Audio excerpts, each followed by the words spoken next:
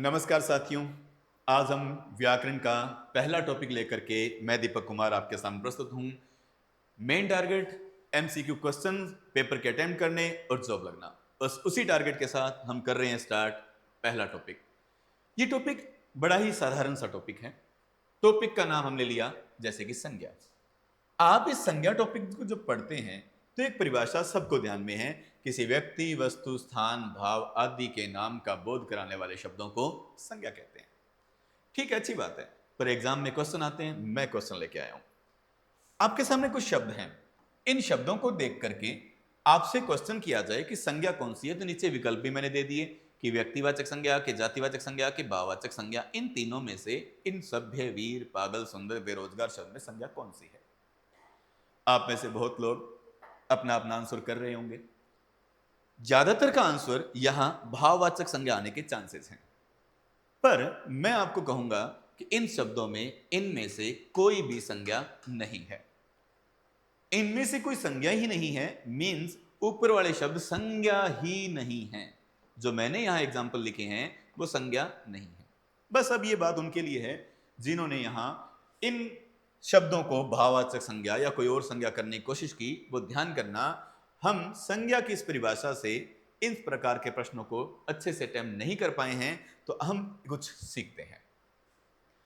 आपको संज्ञा की परिभाषा ऐसे तैयार कर लेनी है, बड़ी सरल सी, कि नाम को संज्ञा कहते हैं। बस इतना सा। आपके सामने कोई शब्द मैं लिख दूं, आप बस इतना ही टैली करना क्या वो नाम है या नहीं। यदि वो शब्द किसी का भी नाम हो तो वो संज्ञा होगा। जैसे कि पिछली स्क्रीन पे था पागल, पिछली स्क्रीन पर था बेरोजगार। अब देखिए, ये बेरोजगार या पागल जैसा शब्द है, किसी का नाम नहीं होता। और जब ये किसी का नाम नहीं होता तो फिर ये किसी भी हाल में संज्ञा भी नहीं थे। नाम कैसे होंगे जरा देखिए। आपके पास यहां कुछ एग्जाम्पल मिल रहे हैं। कोयला, शिक्षक, युद्ध, समझदारी, पागलपन, नदी, पर्वत, झरना, राम, सुरेश, हलचल, पुस्तक, एकता, मेज, पंखा। आगे आप पढ़े। ये सारे जो शब्द हैं इनको पोज करके देखिए, सब नाम हैं। कोयला एक खनिज पदार्थ का नाम, शिक्षक एक पद का नाम, युद्ध एक एक्टिविटी का नाम, समझदारी एक गुण का नाम, पागलपन भी एक गुण कह लीजिए, अवगुण कह लीजिए, उसका नाम, नदी एक बहती जलधारा का नाम, पर्वत एक ऊंचे आकार का नाम, झरना बहते जल प्रवाह का, जो पहाड़ से गिरता हुआ उसे हम झरना कहकर पुकारते हैं, राम एक लड़के का नाम, सुरेश एक लड़के का नाम, है ना, हलचल हमारे अंदर उठने वाले एक भाव का नाम, पुस्तक एक वस्तु का नाम। इस तरह जितने भी शब्दों पे गौर करेंगे सबके सब नाम हैं। और अगर ये सब के सब नाम हैं तो ये सब के सब क्या हैं? संज्ञा। तो आज के बाद संज्ञा की एक छोटी सी परिभाषा कि नाम को ही क्या बोलते हैं? संज्ञा बोलते हैं। आगे बढ़ते हैं। ये बात भी सब जानते हैं, संज्ञा के तीन भेद होते हैं, व्यक्ति, जाति और भाव। यहां कहीं कहीं पांच का आंकड़ा चलता है कि पांच भेद होते हैं, हम ध्यान करेंगे तीन ही होते हैं। जो जो दो अतिरिक्त हैं, समुदाय या द्रव्यवाचक संज्ञा, वो असल में जातिवाचक के उपभेद हैं। तो ये बड़ी नॉर्मल सी बात है। अब हम वास्तव में संज्ञा को सीखना शुरू करते हैं। यहां आपको व्यक्तिवाचक संज्ञा की परिभाषा लिखी मिलेगी। किसी व्यक्ति विशेष, वस्तु विशेष, स्थान विशेष के नाम का बोध कराने वाले शब्दों को व्यक्तिवाचक संज्ञा कहते हैं। इस परिभाषा को कन्वर्ट करें इस बात में। छोटी सी बात सीखिएगा। आपके सामने कोई नाम लिख दिया जाए, आपने क्या करना है? इस नाम को पढ़ना है। आप इस नाम को पढ़ना है या आप इस नाम को सुनेंगे। आपने सुनना है, यानी सुनेंगे या पढ़ेंगे आप इस नाम को। तब आपका दिमाग पिन पॉइंट की तरह किसी एक पर फिक्स हो जाना चाहिए। ऐसा नाम जिसे पढ़कर या सुनकर हमारा दिमाग पिन पॉइंट की तरह किसी एक पे फिक्स हो जाता है, तो वही नाम व्यक्तिवाचक संज्ञा होता है। आज से इस बात को आप गौर करेंगे। अब हनुमानगढ़, दिल्ली, गंगा, यमुना, सरस्वती, सीता, हिमालय, भारत, एशिया, चेतक, ताजमहल, एरावत, ताजमहल, दोबारा आ गया।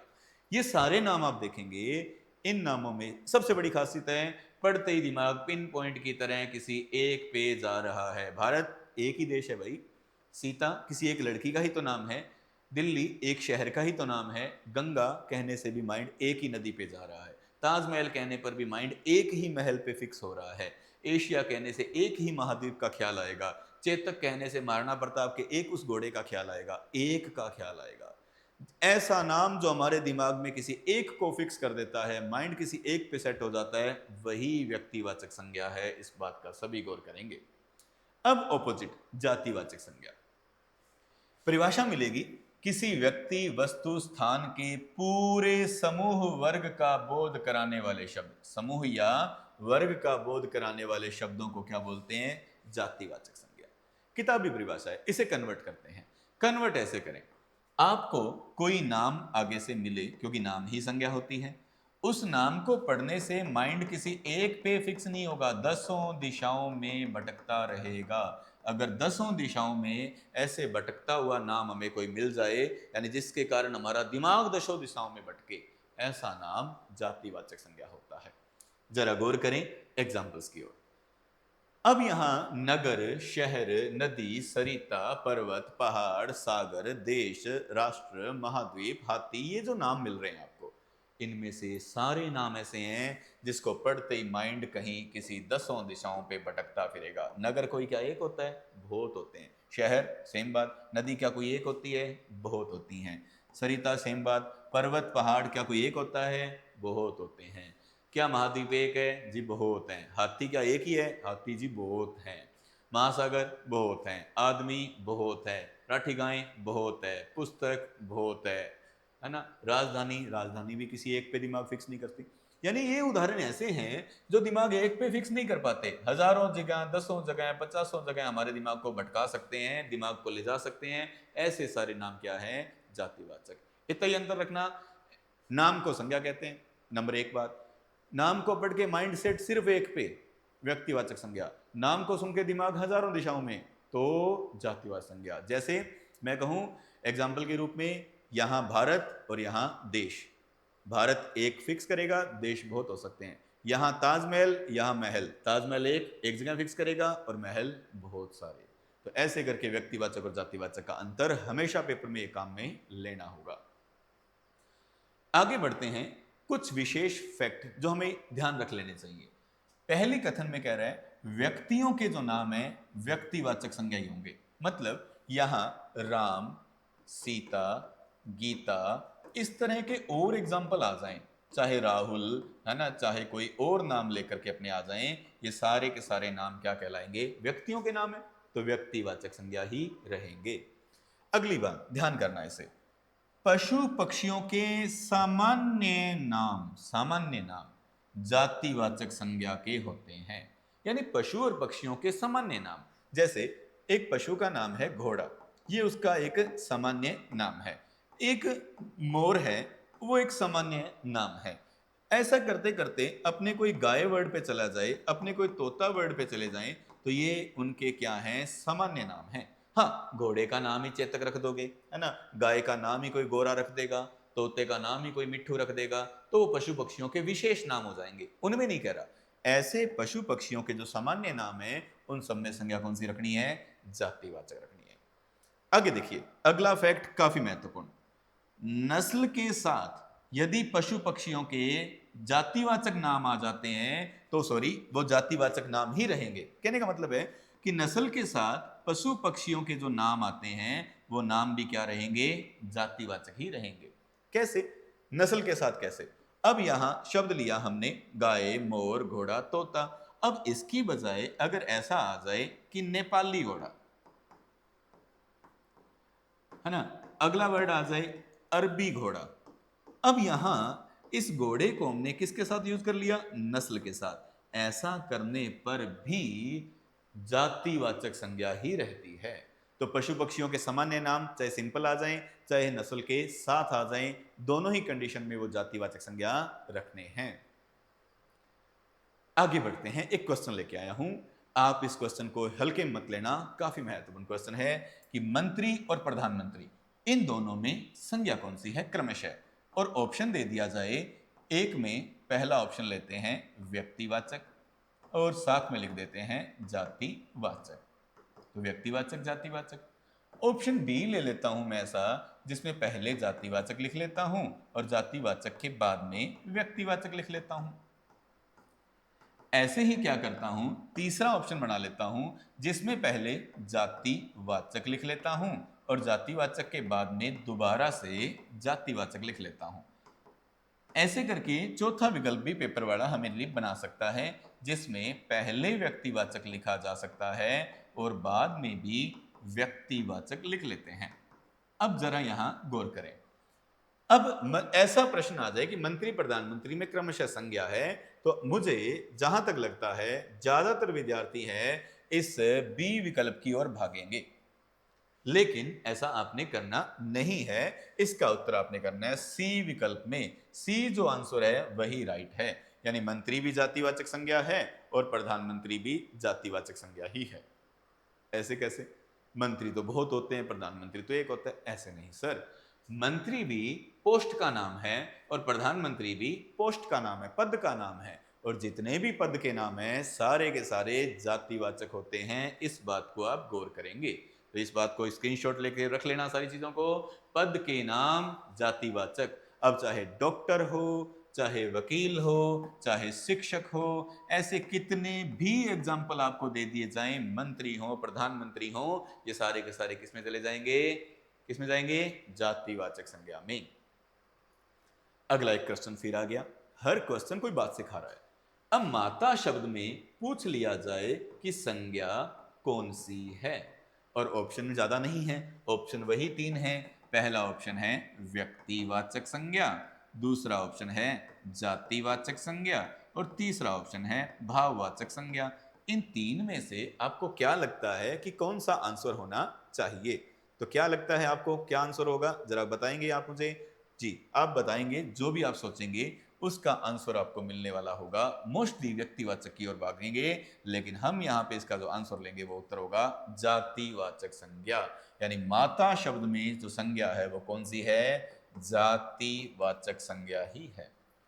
कि ऐसे कैसे सर, माता तो एक ही होती है। बिल्कुल सही है, आप माता एक, लेकिन मेरी माता एक होती है। पर ध्यान ये करें, रिश्ते के जितने भी नाम हैं, रिश्तों के नाम, वो सारे के सारे जातिवाचक संज्ञा ही होंगे। रिश्तों के जितने भी नाम होते हैं वो सारे के सारे कहां लेकर चलेंगे? अपने जातिवाचक संज्ञा में लेकर के चलेंगे। अब चाहे माता आ जाए, चाहे पिता आ जाए, चाहे भाई शब्द लिखा हुआ आ जाए, चाहे बहन शब्द लिखा हुआ आ जाए, ऐसे कितने भी और रिश्ते नातों के नाम आप जानते हैं, उनके नाम रिश्तों के सारे क्या होंगे? जातिवाचक संज्ञा। तो पदों के नाम भी जातिवाचक, रिश्तों के नाम भी जातिवाचक। बढ़ते हैं आगे। एक क्वेश्चन आ गया, इस क्वेश्चन को अटेम्प्ट करने से पहले अपने एक बात और यहां क्लियर कर देना चाहूंगा। आप आ जाइए यहां पे। आप एक चीज देखना, एक होता है पद और एक होता है रिश्ता। अगर इन दो शब्दों की बात कर ली जाएगी तो इन दो शब्दों में जो संज्ञा होगी वो संज्ञा भाववाचक होगी। मैंने अभी थोड़ी देर पहले कहा पदों के नाम में जातिवाचक है, रिश्तों के नाम में जातिवाचक है, लेकिन ये बात अलग है कि पद शब्द में और रिश्ता शब्द में भाववाचक संज्ञा होती है। इसको भी ध्यान रखेंगे। चले आगे बढ़ते हैं। एक क्वेश्चन और आया, आज हर गली में रावण जैसे हैं। यहां रावण शब्द को अंडरलाइन किया गया है और पूछा जा रहा है कि यहां कौन सी संज्ञा है। अगर इस क्वेश्चन को एग्जाम में डील करना पड़े, हल्के में मत लीजिएगा। आप इसका उत्तर क्या करने वाले हैं आप जाने, लेकिन वास्तव में इसका राइट आंसर है पहला ही पहला, व्यक्तिवाचक संज्ञा।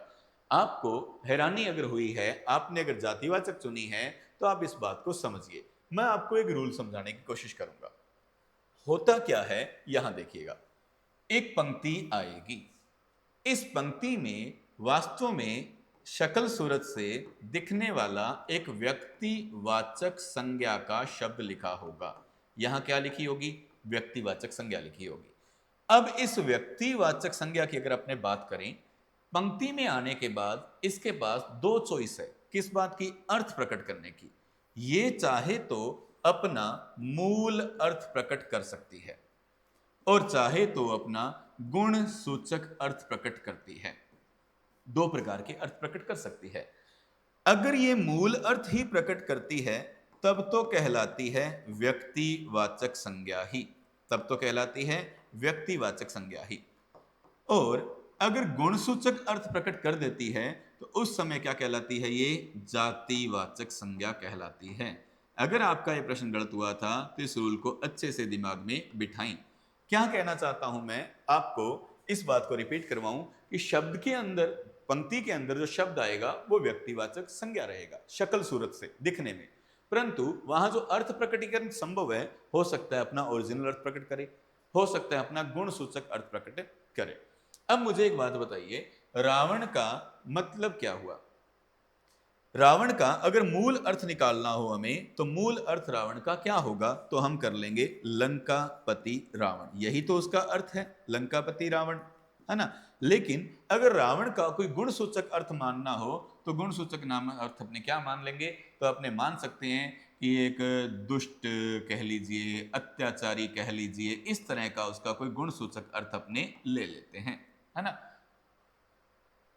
अब दोनों अर्थों पे गौर करिए और इस पंक्ति में इस रावण वर्ड के अर्थ को निकालने की कोशिश करिए, कौन सा अर्थ दे रहा है। मैं लाइन पढ़ के बताता हूं।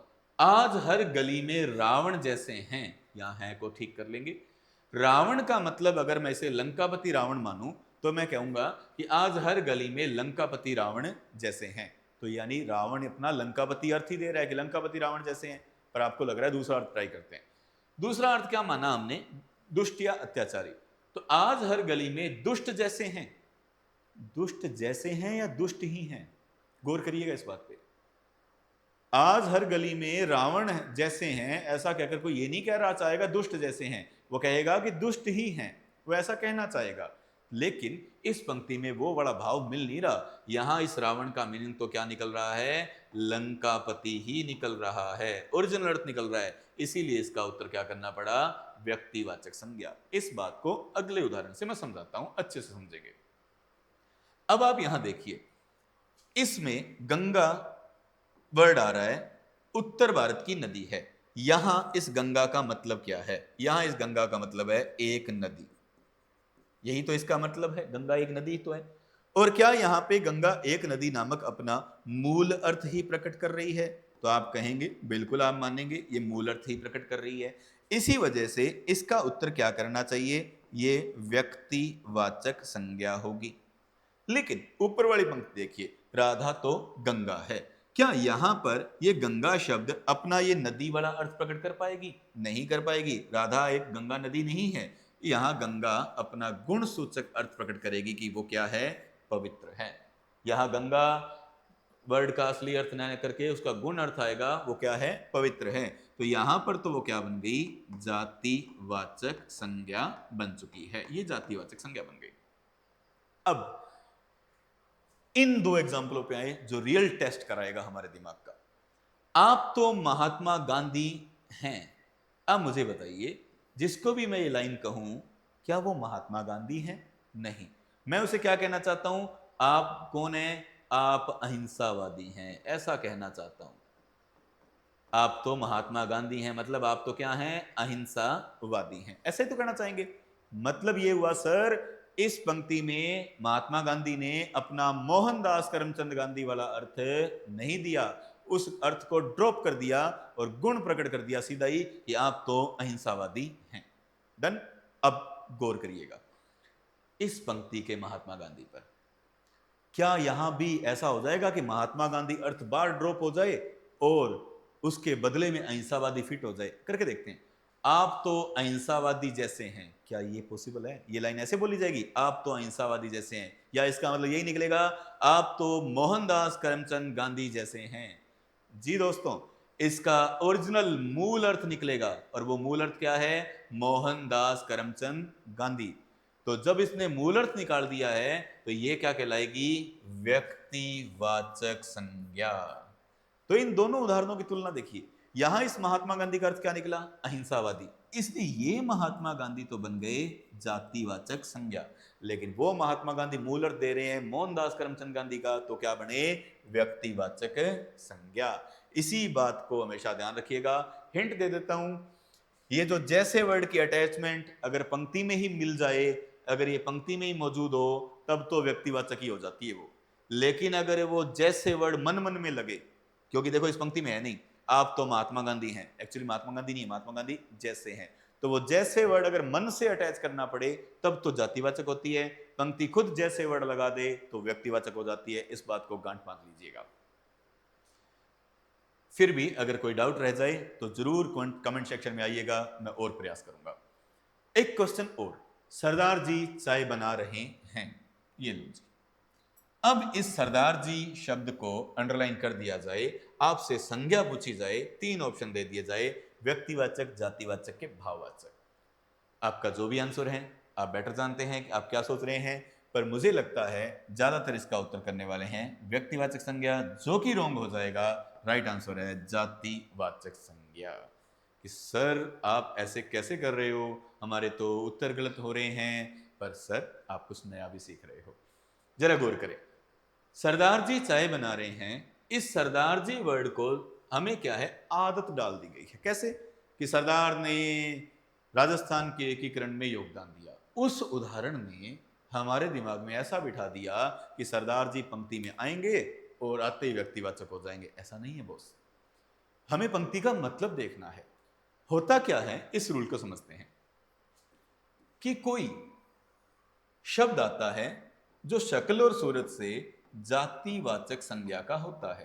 पंक्ति में कैसा है वो, जातिवाचक संज्ञा, शब्द की शक्ल बना के आया हुआ है। आने के बाद होता क्या है, वो एक विशेष आदमी का नाम बन जाता है, एक विशेष आदमी का नाम बन जाएगा। अगर ऐसा होगा तो उसे क्या बोलना है, व्यक्तिवाचक संज्ञा बोलना पड़ता है। उसे फिर क्या बोलना पड़ता है, व्यक्तिवाचक संज्ञा बोलना पड़ता है। तो सर यहां किसी एक विशेष का नाम नहीं बना था। एक विशेष का नाम कब बनता है, इस बात को और समझिए। असल में एक विशेष का नाम तब बनता है जब उस पंक्ति में विशेष काम दिया हो, विशेष कथन दिया हो। वो विशेष कथन इस जातिवाचक संज्ञा, जो दिखने में जातिवाचक संज्ञा है, इस विशेष कथन की वजह से ये व्यक्तिवाचक बन जाती है। इस बात को सीखिएगा। अगले उदाहरण से करवाता हूं आपको, गौर करें, इस बात को पहले समझिए। कोई जातिवाचक संज्ञा का शब्द, यह बात महत्वपूर्ण है, पंक्ति में आकर किसी एक विशेष कार्य के कारण एक विशेष नाम बन जाता है, तो वहां उसे मतलब उस जातिवाचक संज्ञा को व्यक्तिवाचक संज्ञा माना जाता है। लेकिन ऐसा तभी होगा जब वह जातिवाचक संज्ञा किसी विशेष काम को वाक्य में प्रस्तुत करे। पिछला एग्जाम्पल था, क्या था, देखिए, सरदार जी चाय बना रहे हैं, तो सर जी चाय बनाना इतना विशेष काम नहीं है, इतना तो मेरे को भी आता है, आपको भी आता है, ये विशेष काम नहीं है। इस विशेष काम नहीं था तो ये भी विशेष नहीं बन सके। लेकिन अब देखिएगा, सरदार ने पूरे भारत को जोड़ दिया। अब ये पूरे भारत को जोड़ देना एक विशेष काम एक विशेष सरदार ने किया था, और ये विशेष सरदार कौन है, वल्लभ भाई पटेल जी। और ऐसा हुआ तब जाकर ये सरदार जी बन गए व्यक्तिवाचक संज्ञा। मोदी जी भारत के वर्तमान प्रधानमंत्री हैं। अब देखिए, सीधा कहूं कि मोदी जी आ रहे हैं, मोदी जी जा रहे हैं, अब इस मोदी जी वर्ड में आइडेंटिफाई नहीं हो सकता कि नरेंद्र जी मोदी जी ही हैं, ये कोई और मोदी जी भी हो सकते हैं। लेकिन जब कहा जा रहा है कि मोदी जी भारत के प्रधानमंत्री हैं, ये भारत के प्रधानमंत्री होना ही विशेष काम है, और इस विशेष काम ने इस बंदे को विशेष बना दिया, और इसीलिए मोदी जी व्यक्तिवाचक संज्ञा के रूप में आ गए, है ना। व्यक्तिवाचक संज्ञा में थोड़ा शॉर्ट लिखता हूं, आप थोड़ा गौर कर लिया करें। अब देखिए, नेहरू का जन्म दिवस बाल दिवस के रूप में मनाते हैं। अब ये नेहरू कौन है, जवाहरलाल नेहरू जी, जवाहर जी हैं, बिल्कुल सही कह रहे हैं आप सारे। लेकिन गौर करें, इसको जवाहर जी बनाया इस लाइन ने कि इनका जन्म बाल दिवस के रूप में बनाते हैं, तो विशेष बात उस पंक्ति में जरूर लिखी हुई आनी चाहिए। अब ये देखिए, रत्नाकर ने उद्धव शतक दिया, शतक लिखा, सॉरी, रत्नाकर ने उद्धव शतक लिखा। अब इसमें हमारे हिंदी लिटरेचर के जो प्रॉपर स्टूडेंट हैं वो तो तुरंत प्रभाव से जान जाएंगे ये जगन्नाथ दास रत्नाकर है, जगन्नाथ दास जी रत्नाकर हैं। लेकिन जो जनरल हिंदी की तैयारी करता है, ओनली व्याकरण तक सीमित विद्यार्थी है हमारा, वो इस नाम तक नहीं पहुंच पाएगा। पर मैं उसको ही हेल्प करने के लिए कह रहा हूं, हमें वास्तव में एक नाम आइडेंटिफाई करने की आवश्यकता भी नहीं है। देखिएगा, उद्धव शतक लिखा, एक विशेष काम किया, आपको सिंगल इन्वर्टेड कॉमा में दिया है, एक पुस्तक का नाम दिया है, उद्धव शतक लिखा, तो एक विशेष काम है, विशेष काम ने इस आदमी को विशेष बना ही दिया होगा। भले ही जगन्नाथ दास जी ये नाम ना पता लगा हो, तो भी इसे क्या करनी है, व्यक्तिवाचक संज्ञा। इस बात को अगले एग्जांपल में देता हूं। ये प्रसाद क्या है ना? प्रसाद वर्ड को अगर एक कास्ट में बिलोंग करें तो ये जातिवाचक संज्ञा के रूप में काम करेगा। लेकिन अगर इसे मैं यूज करवाऊं ऐसे, प्रसाद ने कामायनी लिखी, ठीक है। अब कामायनी क्या हो गया, एक पुस्तक विशेष। वैसे प्रसाद जी का नाम क्या है मुझे नहीं पता, आपको नहीं पता, मान लेते हैं एक बार के लिए पता ही नहीं। इतना तो पता लग रहा है कि कामायनी एक पुस्तक है, और पुस्तक किसने लिखी है, प्रसाद ने, तो विशेष काम विशेष आदमी बन गया। अब भले ही मुझे नाम पता है नहीं पता है, ये जयशंकर प्रसाद जी हैं, इस वजह से यहां संज्ञा कौन सी करनी पड़ेगी, व्यक्तिवाचक संज्ञा। तो रूल क्या था कि दिखने में ये जातिवाचक संज्ञा से लगते हैं, परंतु पंक्ति में एक विशेष काम आने की वजह से क्या बन जाते हैं, विशेष, विशेष बनते संज्ञा व्यक्तिवाचक हो जाएगी। एक चीज और बता दूं, प्रसाद शब्द में भाववाचक संज्ञा भी संभव है। प्रसाद यानी कृपा, अगर प्रसाद को कृपा अर्थ में लेंगे तो भाववाचक संज्ञा भी हो जाएगी। आगे बढ़ेंगे दोस्तों, एक और अच्छा क्वेश्चन यहां देखिएगा। यहां क्या दिया है कि अच्छों के साथ अच्छा होता है, ऐसा पेपर में प्रश्न दे दे, अच्छों को अंडरलाइन करके दो ही ऑप्शन लिख दे बस, कि ये संज्ञा है, कि ऑप्शन बी दे दे विशेषण। अरे भाई, अरे हम और आप तो फंसे लो, इसको विशेषण करने की गलती हुई लो, करनी नहीं है। सर ये भी संज्ञा है, सर ये तो किसी का नाम होता ही नहीं। आप अच्छी बात कह रहे हैं, लेकिन एक विशेष रूल आपको लेकर आता हूं, वो ऐसा है, मान लीजिए कि कोई विशेषण शब्द है, मूल रूप से वो क्या है, विशेषण शब्द है। इस विशेषण शब्द के लास्ट में अगर ओ लगा दिया जाए, ओ लगा दिया जाए, तो एक जो नया शब्द बनेगा, वो नया शब्द जातिवाचक संज्ञा होगा। वो नया शब्द क्या होगा, जातिवाचक संज्ञा। तो यही हुआ यहां पे। असल में ये क्या था, अच्छा नाम का एक विशेषण शब्द था, के साथ ओ नाम का एक टुकड़ा जोड़ लिया। ओकारांत बहुवचन बनाना है असल में इसे, और ओकारांत बहुवचन करते ये शब्द बन गया अच्छों, और ऐसा करते ये महाशय बन गए जातिवाचक संज्ञा। उम्मीद है आपको चीजें समझ में आ रही होंगी। यही चीज देखो यहाँ पे, यहाँ इसको थोड़ा सा सुधार करेंगे। बेईमान एक असल में विशेषण था, उसके साथ ओ लगा, और ओ लगकर जो नया शब्द बना वो कहलाएगा जातिवाचक। तो बेईमानों भी क्या है, जातिवाचक संज्ञा शब्द है। रूल यहां लिखा हुआ है, किसी भी विशेषण शब्द को ओकारांत बहुवचन, यहां बिंदियों की थोड़ी सी देख त्रुटि है, ओकारांत बहुवचन बना दिया जाए तो वह जातिवाचक संज्ञा बन जाता है। उम्मीद है दोस्तों आपको ये वीडियो पसंद आया होगा। ये इसका पार्ट 1 के रूप में मैं इसे यहीं स्टॉप करता हूं, और सेकंड पार्ट मैं जल्दी लेकर आऊंगा। कंटिन्यू रखने की अब सब प्रयास रहेंगे हमारे। अगर आपको संज्ञा के टॉपिक में वैल्यू एडिशन हुआ है, कुछ बातें सीखने को मिली है, तो मेरा भी हौसला बढ़ाइएगा, कमेंट बॉक्स में आइएगा। अगर आपको लगता है कुछ सुधार करना है, कोई क्वेरी आपकी रह गई है, तो उसको भी मैं सॉल्व करने की कोशिश करूंगा। Thank you. आपका अपना यूट्यूब चैनल है, इसकी ग्रोथ आपके हाथों में है। Thank you.